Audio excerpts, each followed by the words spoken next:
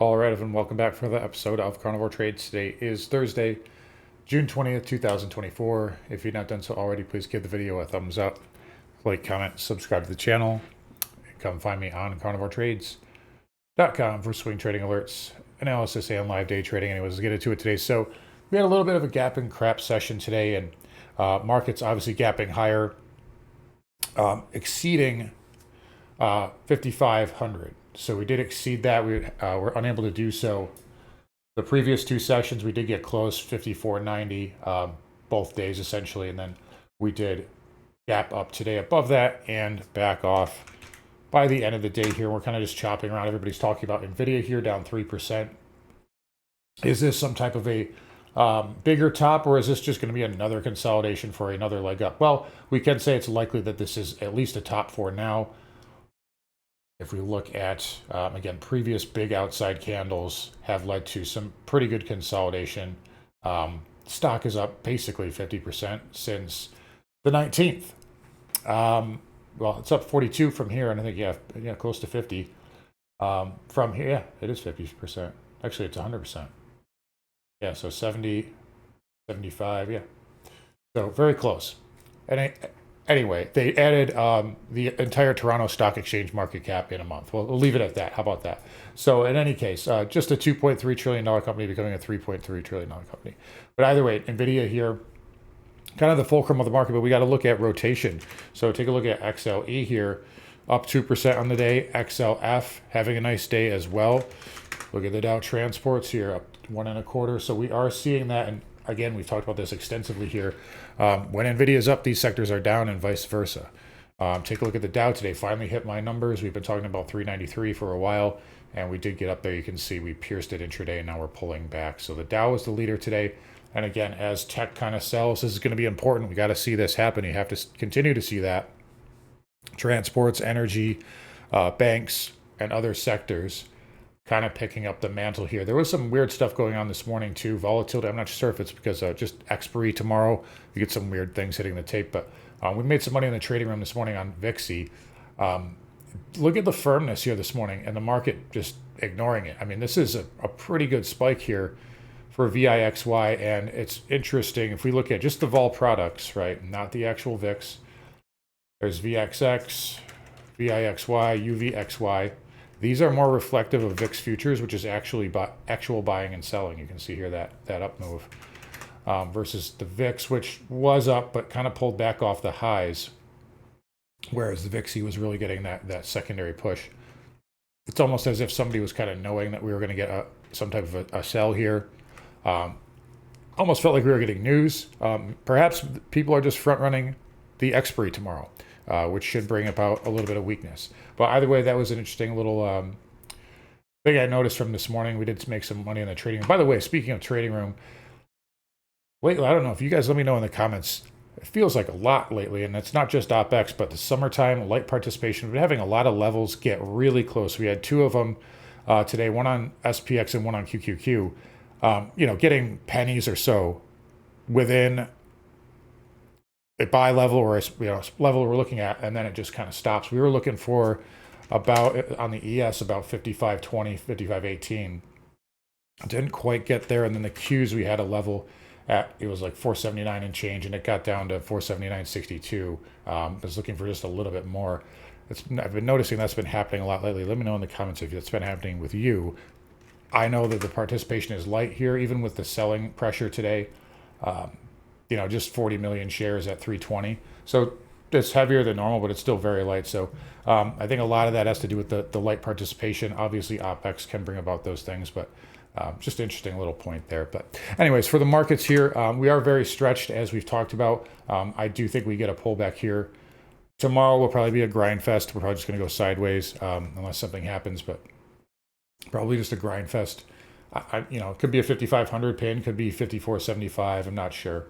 But it looks like we'll get pinned there. I do think we get some pulling back type action. Even if you get rotation to certain, other certain sectors, if Nvidia is down and, chips in general are down, you get Broadcom down, these big, Broadcom's a big company. It's top 10 now in the QQQ. If enough of those big tech stocks are down, it's not going to matter if XLE is green. It's still going to drag the index down. So the important thing to look for, though, is under the hood, are we seeing that rotation still? IWM, is it going sideways while QQQ goes down? If so, that's not a bad sign. So those would be the things that we're going to be looking for next here. Where would that be invalidated? Well, if we just go higher, right? There is a massive wall tomorrow at 55.50. If we were to get up there, I think that would be a slam dunk short in the short term. I mean, that would be a huge move for today, or yeah, for one day, because it's basically 90 points. I don't think that happens now, but that would be your next level of resistance to watch. QQQ pulling back below 480. There was a lot of GEX there, and there probably will be for tomorrow. So I would not be shocked if that's where we close tomorrow afternoon. But either way, again, good outside move here. And that was the first day since right here where we had a lower low to the previous day, or even made one intraday. And then before that, you got to go back to here. So QQQ been on an absolute tear. Short term, you got the gap window at 471 fill, and then the 20 MA, and then below that, if we get below, you got some support at 460. That's where we broke out. So these are pullback levels here again, and I think that what we're going to get is a pullback. That's what it is. It's not a big top, at least from what I can see right now. That could change, but I'm not seeing anything super major just yet. Spiders again are SPX 54, gap fill, and then 53.25. IWM here again was getting a good bid earlier. It was outperforming, and then it kind of just rolled over again, watching for rotation into this one as well. As long as it continues making these weekly higher lows, I think it's in good shape. And I think if you go back up here another time, if you can get back up to 210, I think it can kick that door down. That's going to be important for the market over the summer. Diamond, we talked about 393. That got hit. Right. Big picture, just choppy consolidation. SMH, obviously red, down 3%. Very good outside move there. That's going to have to come in. Short term, 250, 255 are some levels to watch there. Might not go down there tomorrow. It is Opex, so we could get pinned, but good reversal there. SOX, if you guys follow that, back below the trend line. So interesting how that works. IGV down 27 cents again.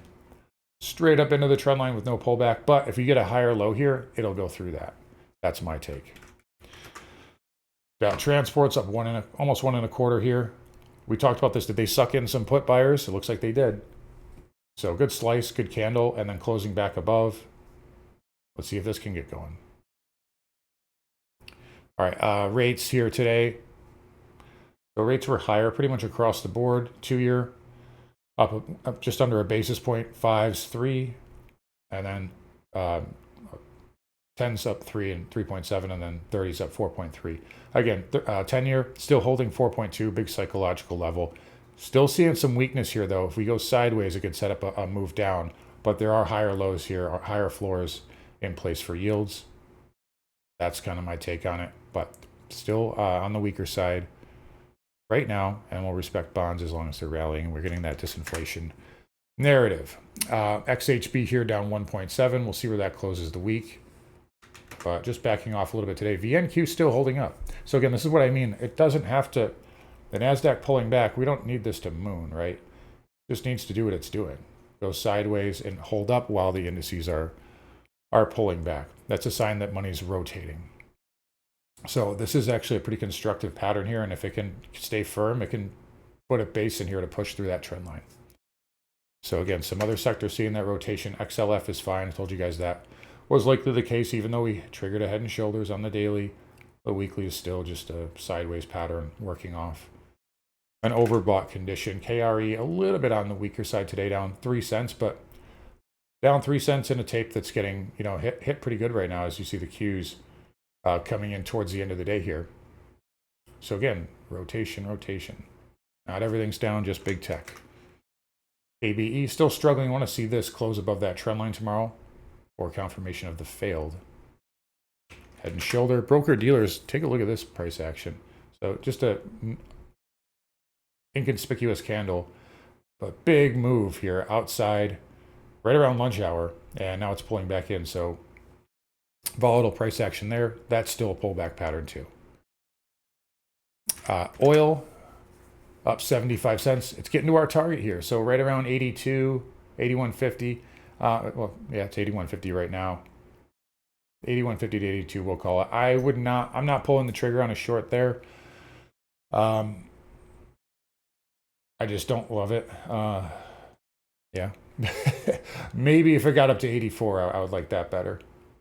I'd have to see something. I'd have to see something change. But that should be resistance here. That was the previous head and shoulder neckline. So we'll see what it does there. Let me just, you know what? Let me just throw a fib on here. Just for fun. Oh, so you got a 618. Yeah, so if you're aggressive, you can take it right between here and 82, get a little pullback off that. I'm just going to avoid it though. But good bounce for oil. Gasoline also bidding up too. I think that's needs to pull back there via the UGA. XLE, again, big rotation here. I still wouldn't rule out a move down to this lower area, but I think energy is getting attractive. XOP and OIH also bouncing as well. So they're getting attractive. CCJ on the softer side today, as is URNM, but again, no problems here on the bigger time frames. These have been working off an overbought condition. Nat gas, complete outside move. Take a look at this. Look at this 10-minute 20 MA, just riding that thing down. So nat gas doing nat gas things, big move yesterday, big move today in the opposite direction. That's a momentum crusher too. When you have a big rally the previous day and then it just gets annihilated. I'd be willing to take a stab at it down here, but I think what's going to happen is it's probably going to do one of these and then it's going to put in a lower high. But if it got down, especially if it got down there like tomorrow, like if we just puked down there, I would take a stab at the lows for a bounce. Dollar index here, higher on the day. And again, weekly charts still very strong. Jason and I talked about this. Go check out his channel. We did our mid-year review yesterday on Wall Street for Main Street. And yeah, dollar is still very dominant here globally. And emerging markets have even worse stagflation than we do. So dollar still holding up. Gold holding up too. We talked about the possibility of a failed bear flag. This is why I said that, because you have the weekly chart that's not confirming the daily. So this can fail, especially if you get above here. That'll be a big positive for gold. GDX, also a good day, up 2.6. Still got some work to do, but definitely a good bounce there. Trying to work on a higher low. Silver up 4%. It held that 50 MA. So, you know, we can look at it like that, like it's a bull flag. I still think it needs to do more on the weekly, but still strong, no problems. Platinum continuing to bounce. I don't know if that wants to go down again for 940. We'll see if it does. The palladium here bouncing as well. I'd prefer it below double bottom, but I'm also not too picky with it. It's kind of a long-term idea. Copper up 1.5. That's still got to go lower. But maybe a little over beaten up here in the short term. And then Bitcoin relatively quiet today. That's still backing off right now. Again, next level is right around 63. So we'll be watching that and then 60 after those. After 63,000. But big picture, it's just backing and filling right now. Again, I still think it's interesting how some of these, you know, I don't know if there's something to it. Mara up on the day, right, with higher lows, right? It's red on the day, but it has those higher lows. CLSK had a little bit of a gap in crap, but again, that higher low there in some of the speculative plays versus the lower lows and Bitcoin. Is that telling us something, or is it just expiry? We'll see. All right, so markets here, getting a little bit of a bounce, a lot of whipsaw here. I would not trust any, I would not trust any move between now and 4 o'clock tomorrow. There's going to be a lot of whipsaw. They're going to try and burn premium and take everybody's money here. Tomorrow, I'll just be in scalp mode. Most likely do not, this is my advice, which is not financial advice, but do not take any directional bets. Those are going to get roasted. Just look for scalps and mean reversion, and I think you'll do okay. Or just take the day off because it's Opex, and who wants to trade that nonsense anyway? So anyways, guys, going to wrap it up here. You guys take care. Come find me on carnivoretrades.com. I'll see you guys all tomorrow.